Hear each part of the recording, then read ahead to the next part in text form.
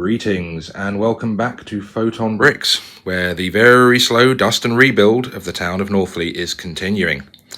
And I think what we're going to start working on today is rebuilding this jumble of chaos here that was, and will be again, a bus station. As you can tell, there's a lot of work needs doing here, a lot of dusting on those trees. They're going to take a long time.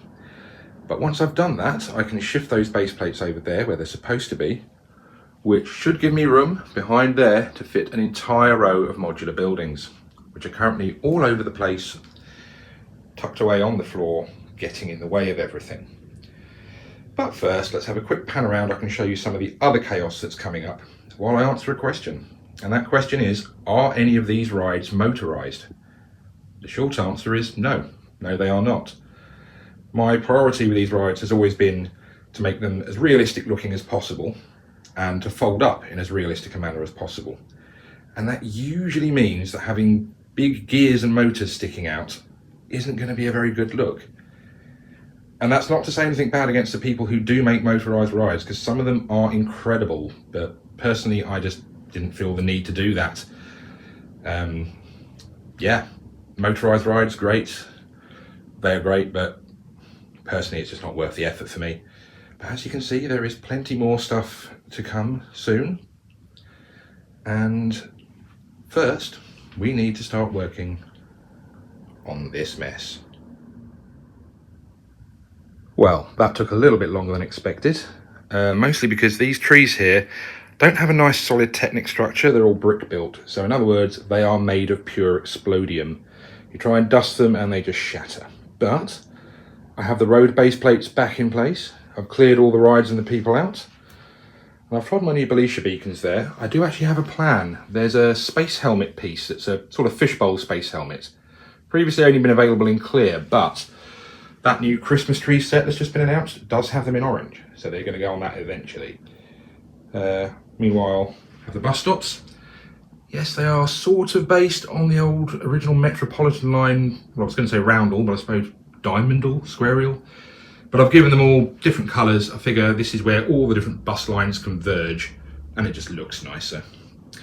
But anyway, getting back to the big space available here, you may notice the radiator in the room.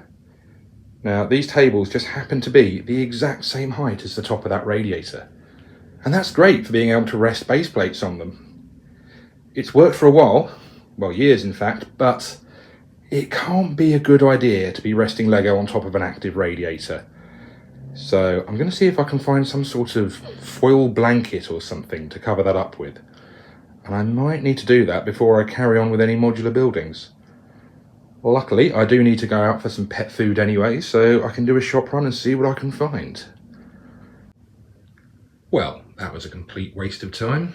Looked around online and found a radiator reflecting blanket to go on the wall behind the radiator. Looked like it would do the job perfectly. Obviously I'll be putting it on top of the radiator. And apparently there was a place 17 miles away that had 6 of them in stock. So we ordered it for a click and collect. Drove there, waited around for an hour killing time looking at all their Halloween tat. Didn't buy anything, don't worry. And no, they turned out it didn't have it in stock, so thanks. It's not the staff's fault. They looked like they'd had an absolute hell of a day. The entire store had been trashed by kids by the looks of it. But yeah, a bit annoyed at that. So in the meantime, we have ordered one off good old Amazon, which hopefully we'll get tomorrow. And I guess I'm going to spend the rest of this evening dusting that pile of modulars and who knows, maybe that pile of modulars. And no, not those ones, they go elsewhere. Lots and lots of things that need dusting that I can crack on with in the meantime. So I guess I'll pick up with that bit tomorrow. It is the following day and we now have some nice strips of silver shiny bubble wrap draped over the top of the radiator and all the way down the back. So not only should that protect my Lego from any heat, it should also make the room a lot warmer. Because this one little radiator's always been a bit piddly in this room anyway. I do appreciate it's hard to see shiny silver stuff, especially in a blue room, but you can see the reflections of it more than you can the actual bubble wrap itself. So next step, get that table back in. Well, that is very strange to look at to the eye. It just looks like some strange pool of water there, rippling away. But it seems to work. So I guess the real test now is what happens when I put some modular buildings on it. Will it flatten out and maintain the height, or will there be an awkward step? Let's find out. Hey, I love it when a plan comes together. That has actually worked a lot better than I'd feared. There is almost no noticeable difference in height along there, if you look at the base plates. There is one slight one just there between the police station and boutique hotel, but I'm pretty sure that will be nicely flattened in place as soon as I put a heavy ride on it. Let's talk through the modulars quickly. Everyone knows boutique hotel there. I took the palm tree off, I thought it looked silly. But I do have to admit, that works really well next to that police station with the cutaway there. That's almost like they're made for each other. I can't imagine they possibly would be. Speaking of the police station, I have taken the police signage off the front. That's not part of some anti-authoritarian theory or anything. I just thought it doesn't look like a British police station to me. It's still got the same interior, but long term, the plan is to turn that into a library, I hope. Moving on, you have a very old building that was made by the missus. Basically, she saw that Lego teal colour and said, I know what branding that is. It's a certain ladies' underwear shop we have in the UK, and she's put her own spin on it. Greengrocer, everyone knows. Got a double pet shop, flipped one of them and turned it into a basic hardware store. Although I might redo that tool sign, it looks a bit odd being the same white as the pets, almost as if they're the same brand. Now I have an 8-stud gap here because over there I had to put an 8-stud strip of pavement in. So what to do with an 8-stud? I've just put a basic little spacer in for now. I'm not quite sure what I could do with it. Obviously I can make a very nice thin building. If anyone has any ideas what should go there, do let me know down below. And finally, we have what used to be the Palace Cinema. And again, just that sort of Chinese style cinema. I've never seen anything like that in the UK. It was just a bit too Hollywood. But it could easily be an abandoned cinema of some kind. It's got the nice sort of 30s architecture to it if we take the silly roof off. And what do we get in the UK when there's an old cinema or theatre or even opera house that can be saved? It either becomes a bingo hall or a Wetherspoons pub. And that is what I have here. Full interior does need a little bit of work, as always, but yeah. Former theatre, or former cinema rather, now Wetherspoons goes there.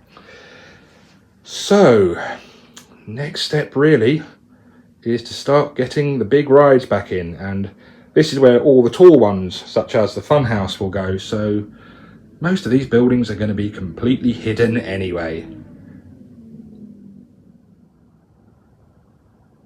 Well, much dusting later, I have many more rides in place. And let's start down here with the ghost train. Ooh, indeed. As all ghost trains are, all the theming is on the outside and the interior is completely void and black.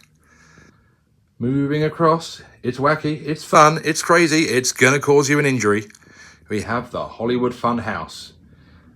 Bright and garish, and I must admit, some of the faces there, see if you can identify the celebrities, they were made by my missus. She's very good at doing all these mosaic tiley things, better than I am. Moving across, past not quite King Kong there, we have Junglist, a glass or mirror maze, depending on how you want to call it, even though there's rarely any mirrors. Ironically, it's not even that massive, it's quite a small one, and you can see that the 8-stud gap building there is going to be quite prominent behind it, although that street lamp might move. I've pretty much just crammed in street lamps wherever I can, which is, well, none of them around the back really, because they're just not going to be visible. And then down in front we have a trio of little kiddie roundabouts. Got well, I call that one the magic roundabout, or magic mushroom I suppose. Got the old little mini shippy up and down thing, and a good old ladybird roundabout. So now, oh hello, that's been there we go. That's a bit of ladybird roundabout. Now I suppose I'd better put those exploding trees back in, which I just removed for this shot, and of course they exploded again. Well, that's the trees back in. Inevitably there's a few leaf pieces left over and I've no idea where they went. They didn't explode too badly this time. But of course these are now hiding the view of some of those rides, which I don't mind, it makes it layered as it were. And next up will be various food stalls and things in this area. Now, before I go much further, I really do need to sort out the replacement for that fast food restaurant that was there. I did say I was going to put a small garden for the war memorial, and what I've come up with is this. Quite simple, but it needs to be, because it's mostly got to be space. Most of this down is just empty space to fit the rides in. So that's what it looks like. And this is what it looks like in place. So we have just enough space for people to squeeze past the pay operator booth for the over the top there. They may have to walk across a bit of grass to get to that ride, but actually that actually lines up quite well with a little bit of pavement there. Yeah, I think that is going to have to be what goes there. We need the open space, otherwise there's no room for people to get past. Might squeeze a little stall or something in that gap. But the only downside I can see is that from the back we're looking at the ugly side of the plates. Maybe I'll see what I can do with some inverted tiles on that, but I don't actually have any at the moment. Anyway, where were we?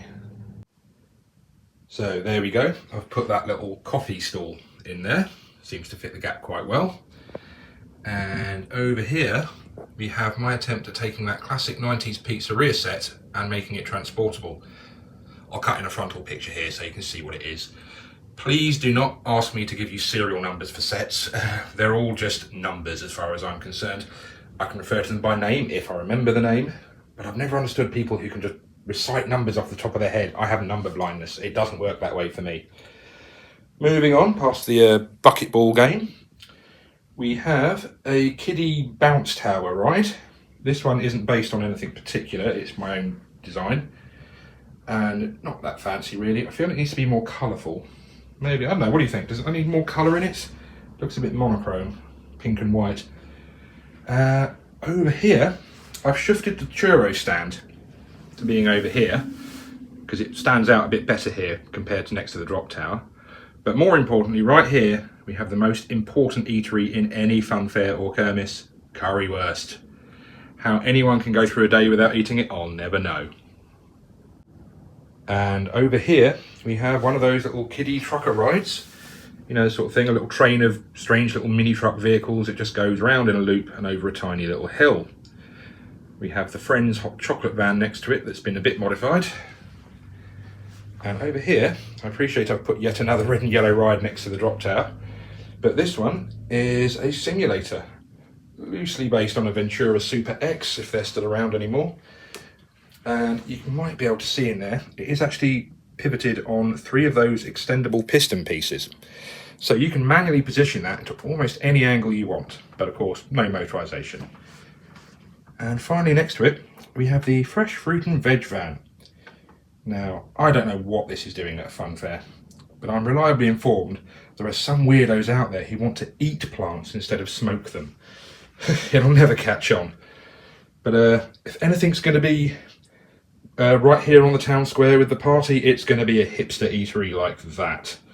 I'm sure that goes very well with all the Vita Rush sponsorship. I have added some more clouds to this back wall along here, floating very gently above the buildings there. And as you might also be able to see, I've started adding those strings of light festoons. They go between the lampposts, over the trees, around the trees, zigzag across there, carefully avoiding all the security cameras, back across there, round that way, and all the way over to there. Now, how long these stay there is going to be up for grabs, because I'm sure as soon as I start adding minifigs, it's only going to take one lamppost to get knocked and there'll be a chain reaction of every single other one getting pulled down. But hey, that's part of the fun, right? Lego is always rebuildable. Speaking of minifigs, at some point I'm going to have to start putting all of these little guys back in place. That's quite a lot of minifigs and seagulls, as you can see. But I'm not quite sure I want to go too crazy with that yet, because I still haven't decided exactly what's going to fill this space here. I can definitely fit a slightly bigger ride than that simulator in there. That's going to depend on a bit of trial and error, to be honest. But we shall find out in due course, and then I can start putting in all the party people around there. But that might just be a good place to leave it for now. So, here is what we have so far. And thank you for joining me. Do let me know if you have any ideas for that 8 stud wide gap there that needs filling. And until the next time, bye.